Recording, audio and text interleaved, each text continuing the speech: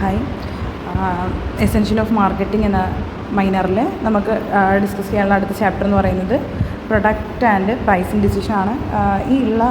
ഈ essential of marketing എന്നുള്ള പേപ്പറിൽ തന്നെ കുറച്ച് വലിയൊരു ചാപ്റ്ററാണ് നമ്മുടെ ഈ പ്രൊഡക്റ്റ് ആൻഡ് പ്രൈസിങ് ഡിസിഷൻ.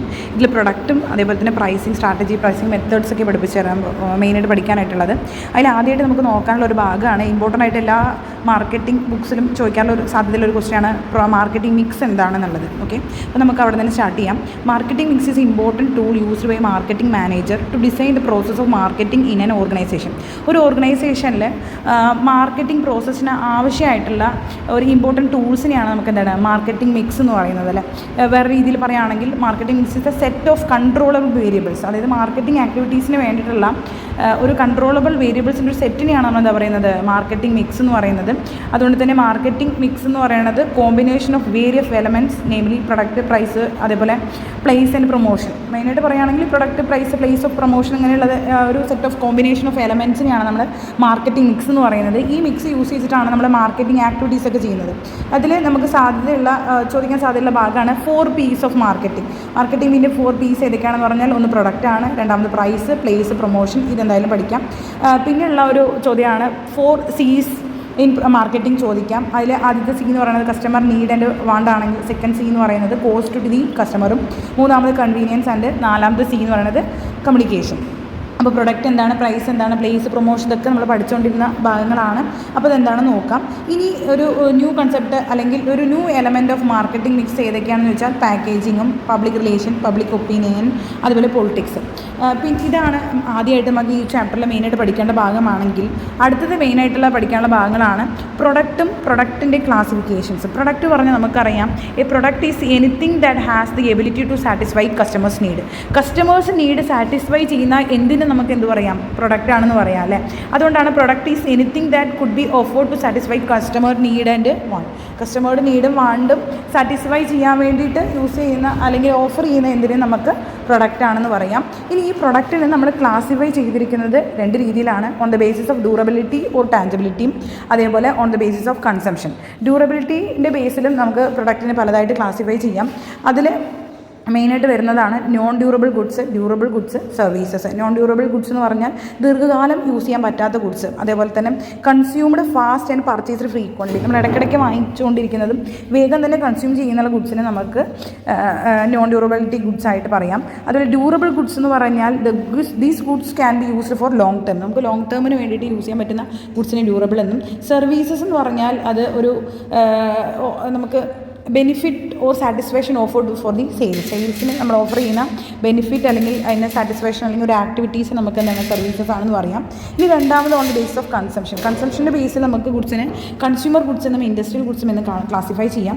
ഇതിൽ ചിലപ്പോൾ നമുക്ക് കൺസ്യൂമർ ഗുഡ്സിൻ്റെയും ഇൻഡസ്ട്രിയൽ ഗുഡ്സിൻ്റെ ഡിഫറൻസ് ചോദിക്കാൻ സാധ്യതയുണ്ട്. ഇതിൽ കൺസ്യൂമർ ഗുഡ്സ് എന്ന് പറയുന്നത് goods are purchased for final consumption.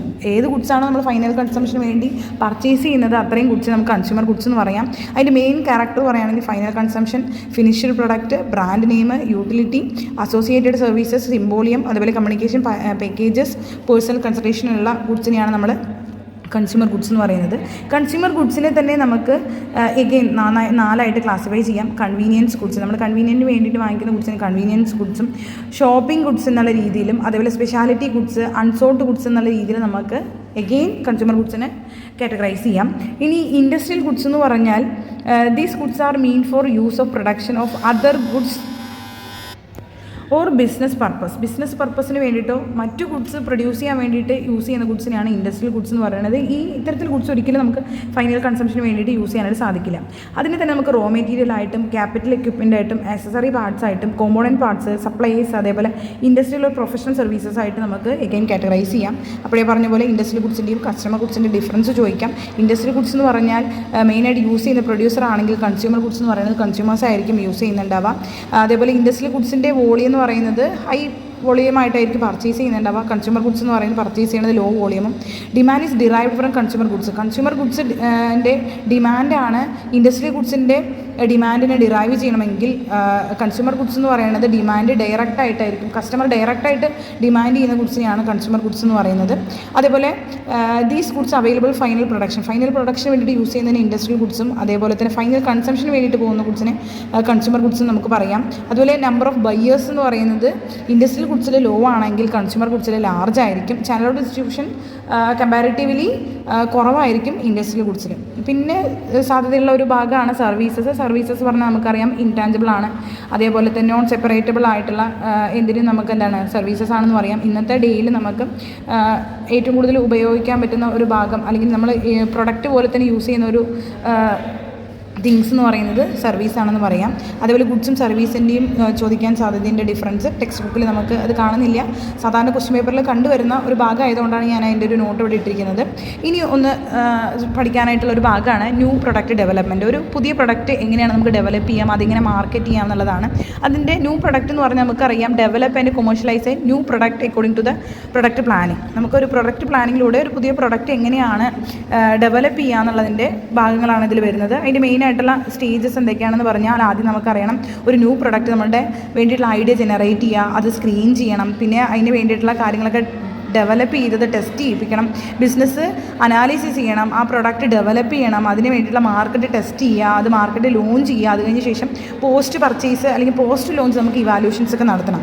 ഇതിന് വേണ്ട സ്ട്രാറ്റജീസാണ് നമ്മൾ ഓരോന്ന് പറഞ്ഞിരിക്കുന്നത്. ഈ ഓരോ സ്റ്റേജസിന് യൂസ് ചെയ്യുന്ന സ്ട്രാറ്റജീസ് എന്തൊക്കെയാണെന്നുള്ളത് അതൊന്ന് നോക്കിയിട്ട് പോവാം. പിന്നെ ഇമ്പോർട്ടൻ്റ് ആയിട്ടുള്ള ഒരു ഭാഗമാണ് എസ്ഐക്ക് ചോദിക്കാൻ പറ്റുന്ന രീതിയിലുള്ള ഒരു ക്വസ്റ്റ്യനാണ് പ്രൊഡക്റ്റ് ലൈഫ് സൈക്കിൾ മാനേജ്മെൻറ്റ് അല്ലെങ്കിൽ PLC എന്ന് പറയുന്നത്. പ്രൊഡക്റ്റ് ലൈഫ് സൈക്കിൾ മാനേജ്മെൻറ്റ് എന്ന് പറയുന്നത് stage A product goes through from its initiation to the market until it's eventually discontinued. അതായത് ഒരു മാർക്കറ്റിൽ ഒരു പ്രൊഡക്റ്റിൻ്റെ ലോഞ്ച് മുതൽ അത് ഡിസ്കണ്ടിന്യൂ ചെയ്യുന്ന വരെയുള്ള ഒരു സ്റ്റേജസിനെയാണ് പ്രൊഡക്റ്റ് ലൈഫ് സൈക്കിൾ എന്ന് പറയുന്നത്. നമുക്കറിയാം ഓരോ പ്രൊഡക്റ്റിനും അതിൻ്റേതായിട്ടുള്ള സ്റ്റേജസ് ഉണ്ട്. ആ ഒരു അത്തരത്തിലുള്ള സ്റ്റേജസിനെയാണ് നമ്മൾ പ്രൊഡക്റ്റ് ലൈഫ് സൈക്കിൾ എന്ന് പറയുന്നത്. മെയിനായിട്ടുള്ള 4 സ്റ്റേജസ് ആണ്: introduction stage, growth stage, maturity stage, decline stage. Introduction stage എന്ന് പറയുന്നത് ആദ്യത്തെ സ്റ്റേജാണ് ഒരു പ്രൊഡക്റ്റിൻ്റെ. ആ സമയത്തുള്ള മെയിനായിട്ടുള്ള ക്യാരക്ടർ എന്ന് പറയുകയാണെങ്കിൽ ലോ സെയിലായിരിക്കും, നോ പ്രോഫിറ്റ് ആയിരിക്കും, ഹൈ കോസ്റ്റ്, ഹൈ പ്രൈസ്, അതുപോലെ ലെസ് കോമ്പറ്റീഷനും. ഗ്രോത്ത് സ്റ്റേജ് എന്ന് പറയുമ്പോഴേക്കും മാർക്കറ്റിൽ പ്രൊഡക്റ്റ് കുറച്ചും കൂടെ മൂവ് ചെയ്യാൻ തുടങ്ങി, കസ്റ്റമേഴ്സിന് മുമ്പിൽ കുറച്ചും കൂടെ അത് ഫെമിലിയർ ആയാൻ തുടങ്ങുന്ന സ്റ്റേജാണ് ഗ്രോത്ത് സ്റ്റേജ്. ആ സമയത്ത് ഓട്ടോമാറ്റിക്കലി സെയിൽ കുറച്ചായിട്ട് റാപ്പിഡായിട്ട് റൈസ് ചെയ്യും, അതുപോലെ സ്കെയിൽ പ്രൊഡക്ഷൻ എക്സ്പാൻഡ് ചെയ്യും, പ്രോഫിറ്റ് ചെറുതായിട്ട് കൂടാൻ തുടങ്ങിയിട്ടുണ്ടാകും, കോസ്റ്റ് കമ്പാരിറ്റീവ്ലി കുറയാൻ തുടങ്ങുന്ന ഒരു സ്റ്റേജാണ് ഗ്രോത്ത് സ്റ്റേജ്. അത് കഴിഞ്ഞുള്ള അടുത്ത സ്റ്റേജാണ് മെച്യൂരിറ്റി സ്റ്റേജ്. അതിൽ സെയിൽ ചെറുതായിട്ട് നമുക്ക് സ്ലോ ചെയ്യാൻ തുടങ്ങുന്നതും, അതേപോലെ തന്നെ പ്രൈസ് ഫോൾ ചെയ്യണതും, പ്രോഫിറ്റ് ഡിക്ലൈൻ ചെയ്യാൻ തുടങ്ങാൻ പോകുന്ന ഒരു സ്റ്റേജാണ് മെച്യൂരിറ്റി എന്ന് പറയുകയാണെങ്കിൽ. അതിൻ്റെ എല്ലാം അവസാനത്തെ സ്റ്റേജാണ് ഡിക്ലൈൻ സ്റ്റേജ്. സെയിലിൽ കുറവായിരിക്കും, പ്രോഫിറ്റ് കുറവായിരിക്കും, പ്രൈസ് ലോ ആയിരിക്കും, എക്സ്പെൻഷൻസ് ഒക്കെ നമുക്ക് കൂടുതലായിട്ട് വരുന്ന ഭാഗമാണ് അതിൽ വരുന്നത്. അത് എന്തായാലും എക്സാമിനൊന്ന് നോക്കിയിട്ട് പോവുക. അതിൻ്റെ അഡ്വാൻറ്റേജസ് എന്തൊക്കെയാണെന്നുള്ളതും ലിമിറ്റേഷൻസും ഓരോ സ്റ്റേജസ് യൂസ് ചെയ്യുന്ന സ്ട്രാറ്റജീസാണ്. പ്രൊഡക്ഷൻ സ്ട്രാറ്റജി ആയാലും പ്രൈസിങ് സ്ട്രാറ്റജി ആയാലും പ്രൊമോഷൻ സ്ട്രാറ്റജിയാണ് അവിടെ ടേബിളായിട്ട് തന്നിരിക്കുന്നത്. ജസ്റ്റ് ഒന്നത് നോക്കാം. പിന്നുള്ളതാണ് ബ്രാൻഡ്. പറഞ്ഞാൽ എന്താണ് ബ്രാൻഡ് ഇക്വിറ്റി? ഇത് എക്സാമിന് ചോദിക്കാൻ സാധ്യതയുള്ള ഭാഗമാണ്. ബ്രാൻഡ് എന്ന് പറഞ്ഞാൽ ഒരു പ്രൊഡക്റ്റിൻ്റെ ഐഡൻറ്റിറ്റിയാണ് നമുക്ക് പറയാം.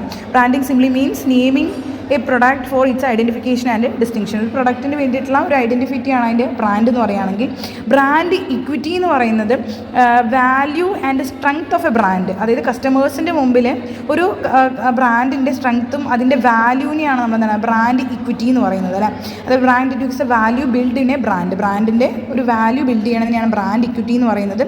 അതിന് യൂസ് ചെയ്യുന്ന മെയിനുള്ള കോമ്പോണൻസ് എന്ന് പറയുന്നത് ബ്രാൻഡ് അവയർനെസ്. കസ്റ്റമറുടെ മുമ്പിൽ ബ്രാൻഡിനെ കുറിച്ച് വലിയൊരു അവയർനെസ് കൊടുക്കുക, അതേപോലെ അത് അസോസിയേറ്റ് ചെയ്യിപ്പിക്കുക, അതേപോലെ പെർസീവ്ഡ് ക്വാളിറ്റി, കസ്റ്റമറിന് മുമ്പിൽ ഒരു വലിയൊരു ക്വാളിറ്റി ഒരു വാല്യൂ ഒക്കെ ജനറേറ്റ് ചെയ്യണതും കസ്റ്റമറിൻ്റെ ലോയാലിറ്റി ഇൻക്രീസ് ചെയ്യിപ്പിക്കുക എന്നുള്ളതാണ് ഈ ബ്രാൻഡ് ഇക്വിറ്റിൻ്റെ മെയിൻ ഭാഗങ്ങൾ എന്ന് പറയുന്നത്.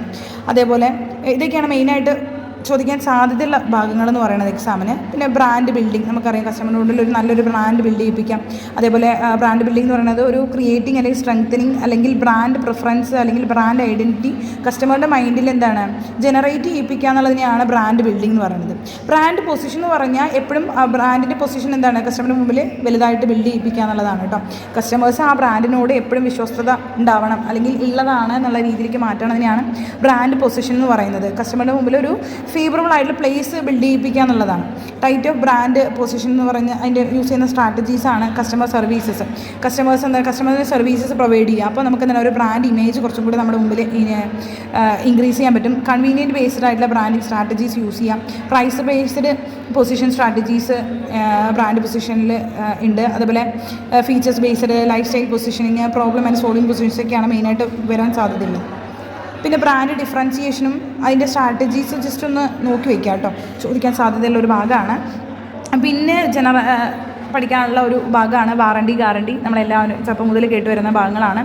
വാറണ്ടി ഗ്യാരണ്ടീസ് എന്ന് പറയുന്നത് കസ്റ്റമേഴ്സിന് കൊടുക്കുന്ന ഒരു അഷ്വറൻസിനെയാണ് എന്താണ് പറയുന്നുണ്ടാവുക വാറണ്ടി ഗ്യാരണ്ടി എന്ന് പറയുന്നത്. അപ്പോൾ നമ്മൾ ചെറിയ ഡിഫറൻസ് എന്തൊക്കെയാണെന്ന് പറഞ്ഞാൽ, വാറണ്ടി എന്ന് പറയുന്നത് വാറണ്ടി എന്ന് പറഞ്ഞാൽ ഒരു റിട്ടേൺ സ്റ്റേറ്റ്മെൻ്റ് ആണ്. അതേപോലെ നമുക്കത് ഈസി ആയിട്ട് പ്രൂവ് ചെയ്യിപ്പിക്കാൻ പറ്റും. ഇതൊരു ഫോർമൽ ആയിട്ടുള്ള ഭാഗമാണെങ്കിൽ, ഗ്യാരണ്ടി എന്ന് പറയുന്നത് ഓറലായിട്ടും അതേപോലെ നമുക്കത് ഓറൽ ആയതുകൊണ്ട് തന്നെ അത് പ്രൂവ് ചെയ്ത് നമുക്ക് റീപ്ലേസ് ചെയ്യാനോ അതേപോലെ റീപർച്ചേസ് ചെയ്യാനായിട്ടൊന്നും സാധിക്കാത്തതിനെയാണ് ഗ്യാരണ്ടി എന്ന് പറയുന്നത്. പിന്നെയുള്ള ഭാഗമാണ് നമുക്ക് പഠിക്കാനുള്ളത് പ്രൈസ് എന്ന് പറഞ്ഞാൽ അറിയാം, it is amount paid by the buyer to the seller for a product. ഒരു പ്രൊഡക്റ്റിന് ബയ്യർ സെല്ലറിന് കൊടുക്കുന്ന ഒരു എമൗണ്ടിനെയാണ് നമ്മൾ എന്ത് പറയുന്നത് പ്രൈസ് എന്ന് പറയുന്നത്. അതേപോലെ value is what you get. നമ്മൾ എന്താണോ കിട്ടുന്നത് അതിന് കൊടുക്കുന്ന വാല്യൂവിനാണ് നമുക്ക് പ്രൈസ് എന്ന് പറയാം. പ്രൈസിങ്ങിൻ്റെ മെയിൻ ഒബ്ജക്റ്റീവ്സ് എന്ന് പറയുന്നത് ഒന്ന് ഇത് നോക്കണം കേട്ടോ, to maximise profit, to maintain the market share, അതുപോലെ സ്റ്റെബിലൈസ് പ്രൈസ് ഇമേൽഡ്. അതുപോലെ ഡിറ്റർമിനൻസ് ഓഫ് പ്രൈസ് എന്ന് പറയുന്നത് ഇൻറ്റേർണൽ ഫാക്ടേഴ്സും എക്സ്റ്റേണൽ ഫാക്ടേഴ്സും ഡിറ്റർമൈൻ ചെയ്യുന്നുണ്ട്. ഇൻറ്റേർണൽ ഫാക്ടർ പറഞ്ഞാൽ cost, objectives, organisation factors, marketing mix, അതേപോലെ തന്നെ product differentiation, product life cycles ഒക്കെ. എക്സ്റ്റേണൽ ഫാക്ടേഴ്സ് എന്ന് പറയുന്നത് demand, competition, distribution channel, general economic condition, government policies. പ്രൈസിങ്ങിന് യൂസ് ചെയ്യുന്ന മെത്തേഡ്സ് എന്ന് പറയുന്നത് മൂന്നെണ്ണമാണുള്ളത്. അതിൽ ആദ്യത്തെ എന്ന് പറയുന്നത് കോസ്റ്റ് ബേസ്ഡ് പ്രൈസിങ്ങും, രണ്ടാമത് വാല്യൂ ബേസ്ഡ് പ്രൈസിങ്ങും, മൂന്നാമത് കോമ്പറ്റീഷൻ ബേസ്ഡ് പ്രൈസിങ്. ഇത് ചോദിക്കാൻ സാധ്യതയുണ്ട്. ഇനി ഒന്ന് നമുക്ക് പഠിക്കാനുള്ള ഒരു പുതിയ ഭാഗമാണ് പ്രൈസിങ് ടാറ്റിക്സ് എന്ന് പറയുന്നത്. പ്രൈസിങ് ടാറ്റിക്സ് എന്ന് പറഞ്ഞാൽ ഒരു ഷോർട്ട് ടേം ആയിട്ടുള്ള ഡിസിഷൻസ് ആണ്. അതായത് that can change frequently based on the market condition അനുസരിച്ചിട്ട് നമുക്ക് ചേഞ്ച് ചെയ്യാൻ പറ്റുന്ന ഒരു ഷോർട്ട് ടേം ആയിട്ടുള്ള ഒരു പ്രൈസിങ് ഡിസിഷനാണെന്ന് പറയുന്നത് പ്രൈസിങ് ടാറ്റിക്സ് എന്ന് പറയുന്നത്. ഇത് പെർട്ടിക്കുലർ ആയിട്ടുള്ളൊരു ഷോർട്ട് ടേം ആയിട്ടുള്ള സിറ്റുവേഷൻ നമ്മൾ യൂസ് ചെയ്യണതാണ്. ഇത് മെയിനായിട്ടുള്ള ഡിഫറെൻറ്റ് ടൈപ്സിലാണ്. Competitive pricing, penetration pricing, skimming pricing, psychological pricing. കസ്റ്റമേഴ്സിന് മുമ്പിൽ നമ്മൾ പ്രൈസിങ്ങിൽ ഒരു ചെറിയ ചേഞ്ചസ് കൊണ്ടുവന്ന് കസ്റ്റമേഴ്സിനെ അട്രാക്ട് ചെയ്ത് ആ പ്രൊഡക്റ്റ് വിറ്റ് തീർക്കുക എന്നുള്ളതാണ് ഇതിൻ്റെ മെയിനായിട്ടുള്ള ഉദ്ദേശം എന്ന് പറയുന്നത്. ഇതൊക്കെയാണ് നമുക്ക് മെയിനായിട്ട് ഈ സെക്കൻഡ് ചാപ്റ്ററിൽ പഠിക്കാനായിട്ടുള്ളത്. നമുക്ക് ജസ്റ്റ് ഒന്ന് നോക്കുകയാണെങ്കിൽ മാർക്കറ്റിംഗ് മിക്സ് എന്താണെന്ന് നോക്കണം. അതിൽ 4 P's 4 C's, അതിൽ എക്സ്റ്റെൻഡഡ് പീസ് ചോദിക്കാം. അതേപോലെ പ്രൊഡക്റ്റ് എന്താണ്, പ്രൊഡക്റ്റ് നമുക്ക് രണ്ടായിട്ട് ക്ലാസിഫൈ ചെയ്തിട്ടുണ്ട്. അത് ടാഞ്ചബിളിൻ്റെ കേസിലാണെങ്കിലും അതേപോലെ കൺസ്യൂമറുടെ കൺസംഷൻ്റെ കേസിൽ രണ്ടായിട്ട് തിരിച്ചിട്ടുണ്ട്, കൺസ്യൂമർ ഗുഡ്സ് എന്നും ഇൻഡസ്ട്രിയൽ ഗുഡ്സ് എന്നും. അത് ചോദിക്കാൻ സാധ്യതയുണ്ട്.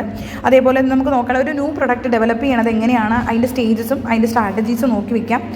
പിന്നീടുള്ളത് പ്രൊഡക്റ്റ് ലൈഫ് സൈക്കിൾ, ഓരോ പ്രൊഡക്റ്റിൻ്റെ സ്റ്റേജസ്, മാർക്കറ്റിംഗ് ഉണ്ടാകുന്ന അതിൻ്റെ സ്റ്റേജ്, ഇൻട്രൊഡക്ഷൻ ടു എൻഡ് വരെയുള്ള സ്റ്റേജസ് 4 അതിന് യൂസ് ചെയ്യുന്ന സ്ട്രാറ്റജീസ് എന്തൊക്കെയാണ്, അതുപോലെ ബ്രാൻഡ് ഇക്വിറ്റീസ് എന്തൊക്കെയാണെന്നുള്ളതും.